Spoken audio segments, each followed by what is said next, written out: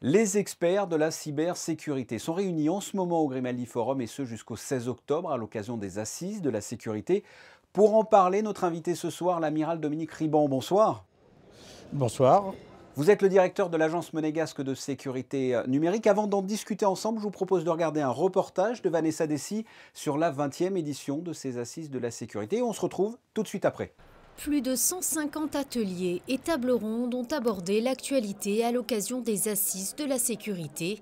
Créées en 2001 et organisées à Monaco, les Assises sont devenues un rendez-vous annuel incontournable de la cybersécurité. On a tendance à penser que la sécurité numérique, on n'en a pas besoin. En fait, on en a un besoin en permanence parce que le numérique envahit notre vie, que ce soit la vie personnelle ou la vie professionnelle. Et on a bien vu pendant la période du printemps, du confinement et post-confinement avec le télétravail, ô combien les solutions numériques pouvaient nous apporter une aide pour passer une période particulièrement compliquée et nous permettre de continuer à fonctionner malgré les nécessaires distances à garder les uns par rapport aux autres. Parmi les stands présents, une société de protection des réseaux opérationnels, sa mission étant de cyber-séréniser les organisations exploitant des infrastructures critiques. Storm Shield aujourd'hui est une société d'éditeurs de firewall et de solutions de protection pour le endpoint et de chiffrement. Nous offrons des solutions qui permettent de chiffrer les fichiers sur le poste, chiffrer les emails et également de protéger les postes de travail et également de protéger l'infrastructure d'un système d'information. Je pense que l'actualité démontre tous les jours que c'est un besoin de plus en plus croissant et on en prend juste de plus en plus conscience, mais ça fait plus de 20 ans qu'on en a besoin. À l'occasion de la 20e édition des Assises, l'Agence monégasque de la sécurité numérique et l'Agence nationale des systèmes d'information en France concrétisent un partenariat engagé il y a plus de 5 ans en matière de sécurité numérique. Nous sommes de retour avec l'amiral Dominique Riban. Amiral, on l'a vu dans ce reportage, mais je voudrais avoir votre point de vue. À quoi servent ces assises de la sécurité concrètement? En quoi ce rendez-vous est important pour vous? C'est l'occasion d'abord de rencontrer des gens qui ont besoin d'améliorer la sécurité de leur système. Et c'est également l'occasion pour un certain nombre d'entreprises de pouvoir créer des liens commerciaux ou au moins des liens techniques de façon à pouvoir travailler mieux et éventuellement plus rapidement. Alors il vient d'y avoir une signature entre l'Agence française de la sécurité et l'Agence monégasque, on le voit sur ces images. Vous pouvez nous en dire plus? Qu'est-ce que cette signature? Cet accord de travail permet d'avoir une coopération très forte, que ce soit sur le plan technique, mais également sur le plan opérationnel. En cas d'attaque, on pourrait avoir une aide de l'ANSSI et inversement, l'ANSSI pour avoir une aide de la MSN si effectivement on était concerné.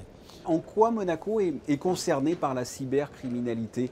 L'État est en danger? Alors l'État n'est pas en danger, parce que nous sommes là, bien évidemment.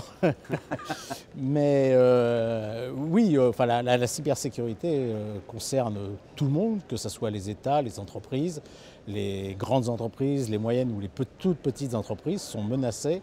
Pourquoi? Parce que derrière, il y a des menaces de personnes pas forcément très respectueuses du droit, qui cherchent soit à faire de l'argent par des systèmes de rançonnage, soit simplement faire voler de l'information, soit tout simplement perturber le travail des concurrents. Quels sont les types de piratage qui peuvent toucher la principauté? Vous l'avez évoqué. Alors, il y a du piratage qui est soit du piratage pour voler de l'information, donc de l'espionnage, où les attaquants rentrent dans les systèmes pour essayer d'être le plus discret et voler le plus d'informations.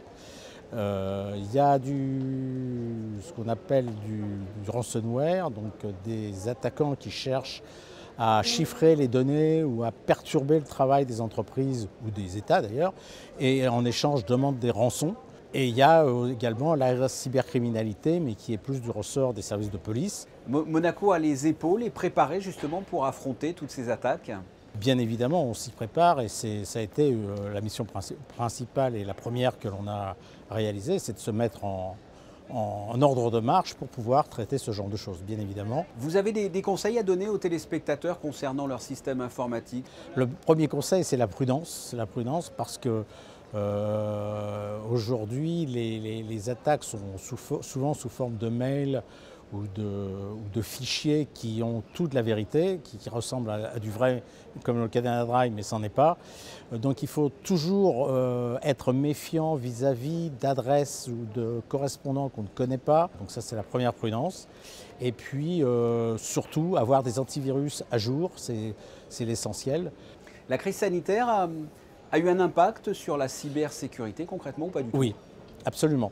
On a vu très rapidement en fait beaucoup de mails, ce qu'on appelle du phishing, donc qui cherchent à hameçonner les correspondants sur le Covid, le Covid-19, donc beaucoup d'articles, soi-disant articles, qui pouvaient intéresser bien évidemment soit des particuliers, soit des entreprises, soit on va vous aider à travailler à distance, etc. Cliquez sur tel lien et vous aurez les résultats. Le résultat en général c'était qu'on se faisait attaquer.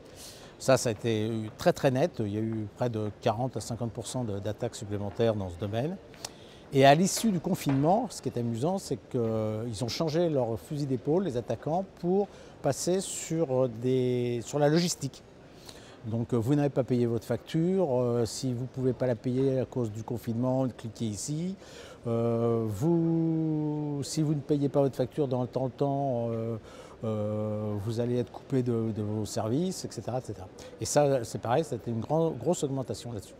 Avec la Covid-19, on favorise du coup le télétravail. Est-ce que c'est un problème, le télétravail, par rapport à la cybercriminalité, par rapport à la sécurité de l'entreprise? Il y a un risque?